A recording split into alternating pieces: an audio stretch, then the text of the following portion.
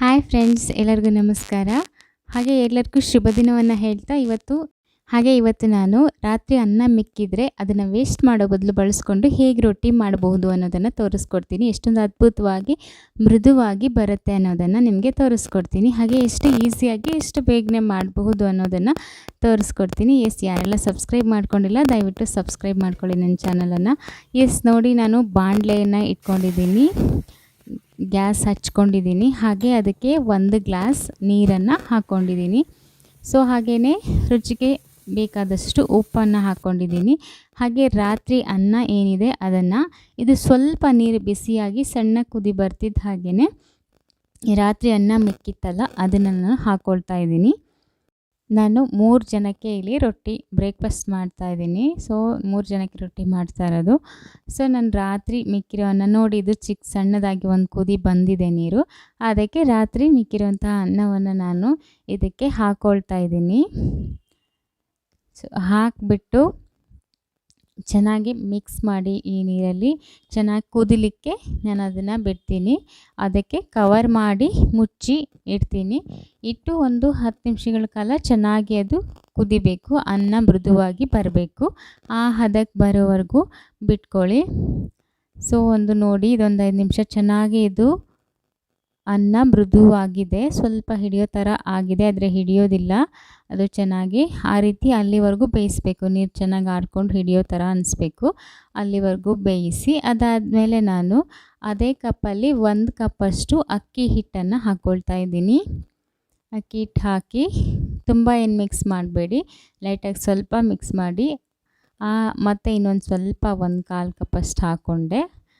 ಹಾಕಿ ಅದನ್ನ ಚೆನ್ನಾಗಿ ಮಿಕ್ಸ್ ಮಾಡಬಾರ್ದು. ಲೈಟಾಗಿ ಮೇಲೆಯಿಂದ ಮಿಕ್ಸ್ ಮಾಡಿ ಅದನ್ನ ಮುಚ್ಚಿಡಬೇಕು.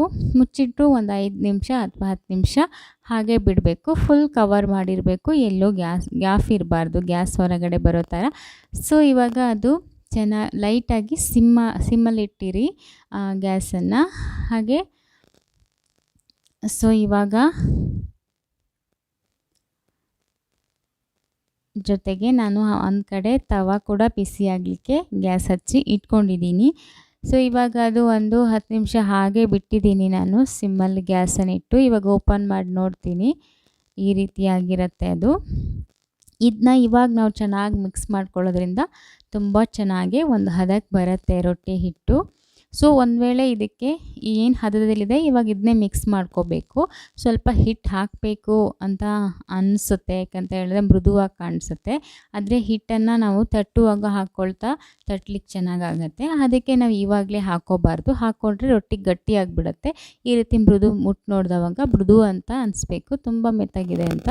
ಆವಾಗ ಅದು ಚೆನ್ನಾಗಿದೆ ಅಂತ, ಹದಕ್ಕಿದೆ ಅಂತ, ತಟ್ಟಲಿಕ್ಕೆ ಹೆಲ್ಪ್ ಆಗುತ್ತೆ ಅಂತ. ನೋಡಿ, ನಾನು ಯಾವುದೇ ಇದ್ರ ಮೇಲೆ ತಟ್ಟಿಲ್ಲ, ಮಣೆ ಮೇಲೆ. ಯಾಕೆ ಅಂತ ಹೇಳಿದ್ರೆ ಸಾಕಾಗಲ್ಲ ಮಣೆ ಪ್ಲೇಸು. ಇಲ್ಲಿ ನಾನು ನೀಟಾಗಿ ಒರೆಸಿ ಕ್ಲೀನ್ ಮಾಡಿ ಇಟ್ಕೊಂಡಿರ್ತೀನಿ ಈ ಥರ ರೊಟ್ಟಿ ಮಾಡಲಿಕ್ಕೆ ಇದ್ದವಾಗೆಲ್ಲನೂ.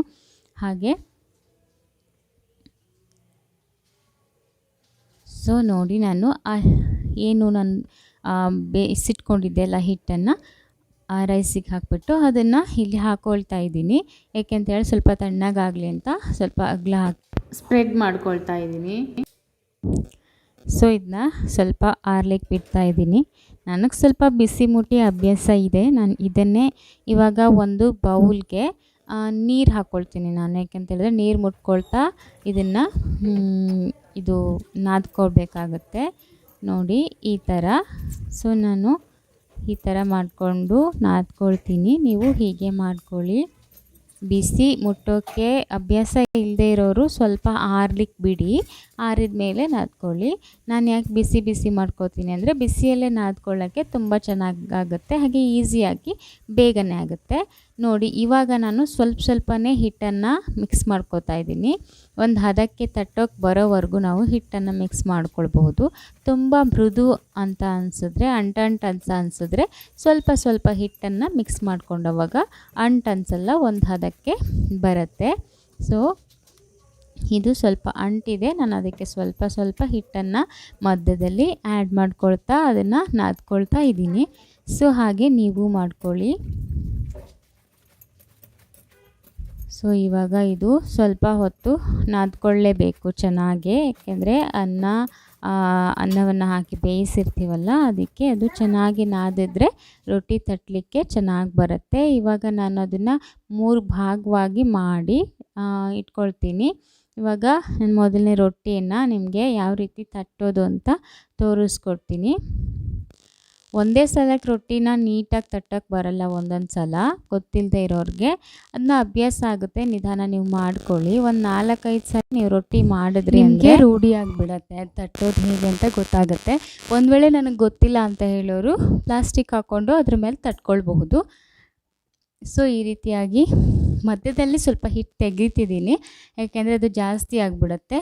ಸೊ ತುಂಬ ಅಗಲ ಬಂದುಬಿಡುತ್ತೆ ಅಥವಾ ತುಂಬ ದಪ್ಪ ಆಗಿಬಿಡುತ್ತೆ ಅನ್ನೋ ಕಾರಣಕ್ಕೆ ಸ್ವಲ್ಪ ಹಿಟ್ಟನ್ನ ತೆಕ್ಕೊಳ್ತಾ ಇದ್ದೀನಿ. ತೆಕ್ಕೊಂಡು ನನಗೆ ಎಷ್ಟು ಅಗಲ ಮಾಡಲಿಕ್ಕಾಗತ್ತೆ ಅಷ್ಟು ಹಿಟ್ಟನ್ನ ಇಟ್ಕೊಂಡು ತಟ್ತಾ ಇದ್ದೀನಿ. ಸೊ ಈ ರೀತಿಯಾಗಿ ಲಟ್ಟಿಸ್ಕೊಳ್ಳಿ.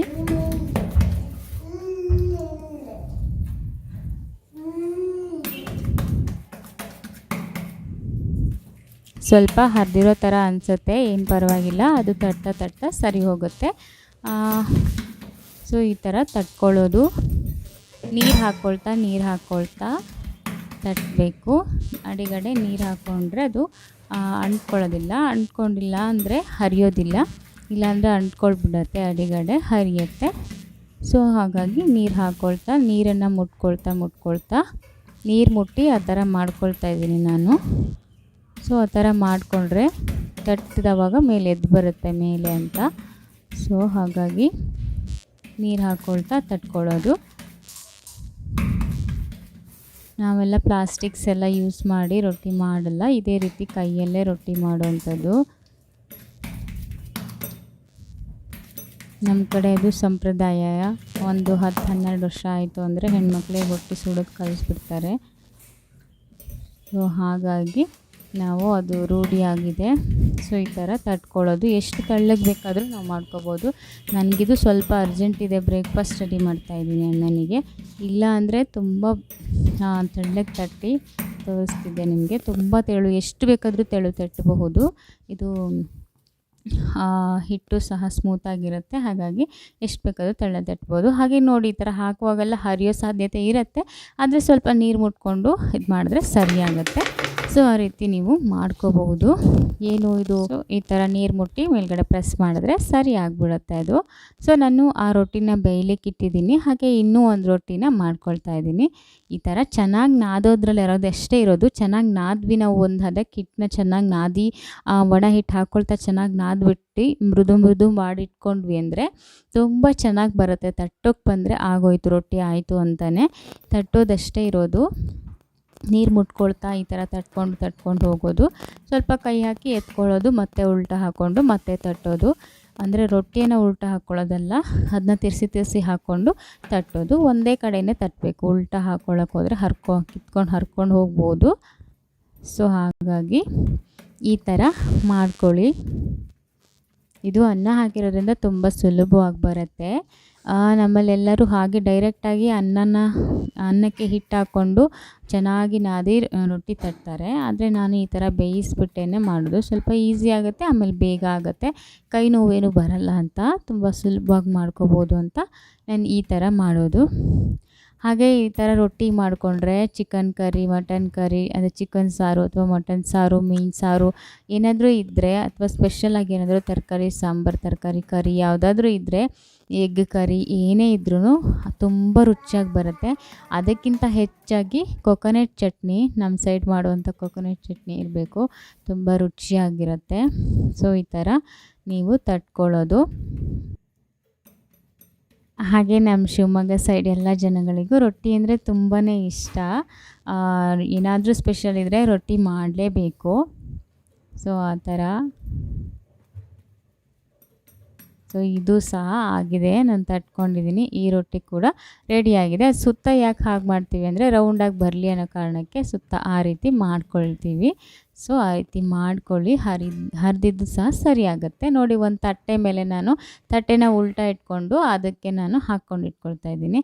ಹಾಗೆ ಜೊತೆಗೆ ಮತ್ತೊಂದು ಹಂಚಿಗೆ ಅದೇ ತಟ್ಟೆಯನ್ನು ಇಟ್ಟು ಹಾಕ್ಕೊಳ್ತಿದ್ದೀನಿ. ಸೊ ಈ ಕೈಯಲ್ಲಿ ತೆಗೆದು ಹಾಕೋಕೆ ಬಂದಿಲ್ಲ ಅಂದರೆ ಅದೇ ತಟ್ಟೆನ ಉಲ್ಟಾ ಇಟ್ಕೊಂಡ್ರೂ ಆಯಿತು. ಸೊ ನೋಡಿ ಇದು ಬೆಂದಿದೆ, ಬೇಯಿಸಿದ್ದೀನಿ. ಸೊ ಇದು ಎಷ್ಟು ಚೆನ್ನಾಗಿ ಬಂದಿದೆ, ಎಷ್ಟು ಚೆನ್ನಾಗಿದೆ. ಈ ಥರ ಒಂದು ಸ್ವಲ್ಪ ಉಬ್ಕೊಳ್ಳುತ್ತೆ, ಅದು ಒಳಗಡೆಯಿಂದ ಓಪನ್ ಮಾಡಿ ಈ ಥರ ಬರುತ್ತೆ ಲೇಯರು, ಅದು ಚೆನ್ನಾಗಿರುತ್ತೆ ತಿನ್ನುವಾಗ. ಸೊ ಹೀಗಾಗಿ ರೆಡಿಯಾಗಿದೆ. ನೋಡಿದ್ರಾ ರೊಟ್ಟಿ ಹೇಗೆ ಬಂದಿದೆ ಅಂತ. ಸೊ ಅನ್ನನ ಬಿಸಾಡೋ ಬದಲು ಬಳಸ್ಕೊಂಡು ಈ ಥರ ರೊಟ್ಟಿ ಮಾಡ್ಬೋದು. ತುಂಬಾ ಅದ್ಭುತವಾಗಿರುವಂತಹ ಬ್ರೇಕ್ಫಾಸ್ಟ್ ಕೂಡ ಆಗುತ್ತೆ. ಹಾಗೆ ಅನ್ನ ಎಸ್ತಿಲ್ಲ ಅಂತಲೂ ಎಸ್ತಿಲ್ಲ ಅನ್ನೋ ಎಸ್ತಿದ್ದೀವಿ ಅನ್ನೋ ಫೀಲ್ ಇರಲ್ಲ. ಸೊ ಈ ಥರ ಬಳಸ್ಕೊಂಡಿದ್ದೀವಿ ಅನ್ನೋ ನೆಮ್ಮದಿ ಕೂಡ ಇರುತ್ತೆ, ಹಾಗೆ ರುಚಿಕರವಾಗೂ ಇರುತ್ತೆ. ಸೊ ಒಂದು ಸಲ ಈ ಥರ ಮಾಡಿ ನೋಡಿ ಫ್ರೆಂಡ್ಸ್. ಈಗ ನಾನು ಇನ್ನೂ ಒಂದು ರೊಟ್ಟಿಯನ್ನು ತಟ್ತಾ ಇದ್ದೀನಿ. ಸೊ ಇನ್ನೊಂದು ರೊಟ್ಟಿಯನ್ನು ತಟ್ಕೊಂಡು ಇದನ್ನು ಸಹ ನಾನು ಬೇಯಿಸ್ಕೊತಾ ಇದ್ದೀನಿ. ಎಲ್ಲದನ್ನು ತಟ್ಟೋದು 2-3 ಸಲ ಯಾಕೆ ತೋರಿಸ್ತಾ ಇದ್ದೀನಿ ಅಂತ ಹೇಳಿದ್ರೆ, ಒಂದು ವೇಳೆ ಯಾವ ಥರ ತಟ್ಟಬೇಕು ಅಂತ ಐಡಿಯಾಸ್ ಬಂದಿಲ್ಲ ಅಂತ ಹೇಳಿದ್ರೆ ಅದು ಗೊತ್ತಾಗಲಿ ಅನ್ನೋ ಕಾರಣಕ್ಕೆ. ಸೊ ಇದನ್ನ ನಾನು ಮಾಡಿರೋದು. ಹಾಗೆ ಇವಾಗ ನೋಡಿ ಇದನ್ನ ಬೇಯಿಸ್ಕೊಳ್ತಾ ಇದ್ದೀನಿ. ರೊಟ್ಟಿಯನ್ನು ಎತ್ತಲಿಕ್ಕೆ ನಾನು ಕೈಯನ್ನೇ ಬಳಸ್ತೀನಿ, ಯಾಕೆಂದರೆ ಸ್ವಲ್ಪ ಬಿಸಿ ಮುಟ್ಟಿ ಅಭ್ಯಾಸ ಇದೆ. ಯಾವಾಗಲೂ ಅಡುಗೆ ಮಾಡ್ತಾ ಇರ್ತೀನಿ. ಅಮ್ಮನ ಮನೆಗೆ ಹೋದರೂ ಅಡುಗೆ ಮಾಡ್ತೀನಿ, ಹಾಗೆ ಗಂಡನ ಮನೆಗೆ ಹೋದ್ರೂ ಅಡುಗೆ ಮಾಡ್ತಾಯಿರ್ತೀನಿ. ಹಾಗೆ ಇದು ನನ್ನ ಮನೆ, ಇಲ್ಲೂ ನಾನು ಅಡುಗೆನ ಮಾಡಲೇಬೇಕಲ್ವ, ನಮ್ಮ ಮನೆ ಅಲ್ವಾ. ಸೊ ಹಾಗಾಗಿ ನನಗೆ ಅದು ಅಭ್ಯಾಸ ಇದೆ ಬಿಸಿಯನ್ನು ಮುಟ್ಟಿ.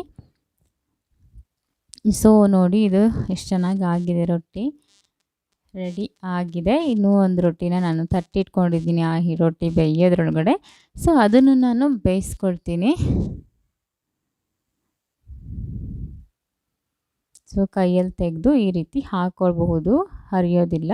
ನೋಡಿ ಈ ಥರ ಹಾಕ್ಕೋಬೋದು, ಈ ಥರ ಹಾಕ್ಕೊಂಡ್ರು ಹರಿಯೋದಿಲ್ಲ. ಸೊ ಇವಾಗ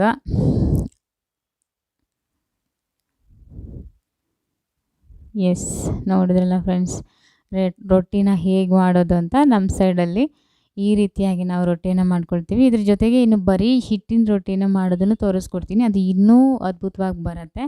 ಸೊ ಇನ್ನೊಂದು ವಿಡಿಯೋನ ಮಾಡ್ತೀನಿ ನಾನು, ಇದು ಅನ್ನವನ್ನು ಬಳಸ್ಕೊಂಡು ಹೇಗೆ ಮಾಡೋದು ಅಂತ ನಿಮಗೆ ತೋರಿಸ್ಕೊಟ್ಟಿರುವಂಥದ್ದು. ಫೈನಲಿ ಇನ್ನೂ ಒಂದು ರೊಟ್ಟಿ ಇದೆ, ನಾನು ತಟ್ಕೊಳ್ತೀನಿ. ಹಾಗೆ ಇದು ಬೆಂದಿದೆಯಾ ನೋಡಿಕೊಂಡು ತಿರುಗಿಸಿ ಹಾಕ್ಕೊಳ್ತಾ ಇದ್ದೀನಿ. ಹಾಗೆ ಅದ್ರ ಜೊತೆಗೆ ಇನ್ನೂ ಒಂದು ರೊಟ್ಟಿ ಇರೋದನ್ನು ತಟ್ಕೊಳ್ತಾನೂ ಇದ್ದೀನಿ. ಸೊ ಅದು ಒಂದು ರೊಟ್ಟಿ ತಟ್ಟೋದ್ರೊಳಗೆ ಇನ್ನೊಂದು ರೊಟ್ಟಿ ಚೆನ್ನಾಗಿ ಬೆಂದಿರುತ್ತೆ. ಸೊ ಆ ರೀತಿಯಾಗಿ ಇದನ್ನ ಮಾಡ್ಕೊಳ್ಳುವಂಥದ್ದು. ಎಸ್, ನೋಡಿದ್ರಲ್ಲ ಫ್ರೆಂಡ್ಸ್, ಈ ರೀತಿಯಾಗಿ ನಂದು ಈ ರೊಟ್ಟಿನೂ ಬೆಂದಿದೆ, ಹೀಗಾಗಿದೆ, ಈ ಥರ ಬಂದಿದೆ ನೋಡ್ಬೋದು. ಸೊ ಇವಾಗ ಫೈನಲಿ ಈ ರೊಟ್ಟಿಯನ್ನು ಸಹ ಹಾಕ್ಕೊಂಡು ಇದನ್ನು ಬೇಯಿಸ್ಕೊತೀನಿ. ಕೊನೆಯದಾಗಿ ಚಿಕ್ಕದಾಗಿ ಒಂದು ರೊಟ್ಟಿ ಬಂತು, ಸ್ವಲ್ಪ ಹಿಟ್ಟು ಉಳಿದಿತ್ತು ಅದರಲ್ಲಿ. ಸೊ ಅದನ್ನು ಸಹ ನಾನು ಮಾಡ್ಕೊಳ್ತೀನಿ. ಸೊ ಫೈನಲಿ ನೋಡಿದ್ರಲ್ಲ ಫ್ರೆಂಡ್ಸ್, ಯಾವ ರೀತಿ ನಾನು ಅನ್ನವನ್ನು ಬಳಸ್ಕೊಂಡು ರೊಟ್ಟಿನ ಮಾಡಿದೆ ಅಂತ. ಸೊ ನಿಮಗಿದು ಇಷ್ಟ ಆಯಿತು ಅಂತ ಅಂದ್ಕೊಳ್ತೀನಿ. ಇಷ್ಟ ಆಗಿದ್ದರೆ ದಯವಿಟ್ಟು ವಿಡಿಯೋನ ಲೈಕ್ ಮಾಡಿ, ಹಾಗೆ ನನ್ನ ಚಾನಲ್ನ ಸಬ್ಸ್ಕ್ರೈಬ್ ಮಾಡ್ಕೊಳ್ಳಿ. ಸಬ್ಸ್ಕ್ರೈಬ್ ಮಾಡೋದನ್ನು ಮರಿಬೇಡಿ.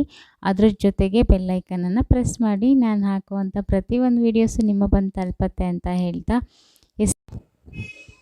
ನನ್ನ ಚಾನಲ್ನ ಇನ್ನೂ ಸಬ್ಸ್ಕ್ರೈಬ್ ಮಾಡ್ಕೊಳ್ಳದೆ ನೋಡ್ತಾ ಇದ್ದೀರಾ ಅಂದರೆ ದಯವಿಟ್ಟು ಸಬ್ಸ್ಕ್ರೈಬ್ ಮಾಡ್ಕೊಳ್ಳಿ ಫ್ರೆಂಡ್ಸ್. ಹಾಗೆ ಸಪೋರ್ಟ್ ಮಾಡಿ ಅಂತ ಹೇಳ್ತಾ, ವಿಡಿಯೋನ ಶೇರ್ ಮಾಡಿ, ಎಲ್ಲರಿಗೂ ಹೆಲ್ಪ್ ಆಗಲಿ ಅಂತ ಹೇಳ್ತಾ, ಎಸ್, ನಿಮ್ಗೆ ಇಷ್ಟ ಆಗಿದ್ದರೆ ದಯವಿಟ್ಟು ಲೈಕ್ ಮಾಡೋದನ್ನು ಮರಿಬೇಡಿ. ಹಾಗೆ ಎಲ್ಲರಿಗೂ ಥ್ಯಾಂಕ್ಸ್ ಫಾರ್ ವಾಚಿಂಗ್.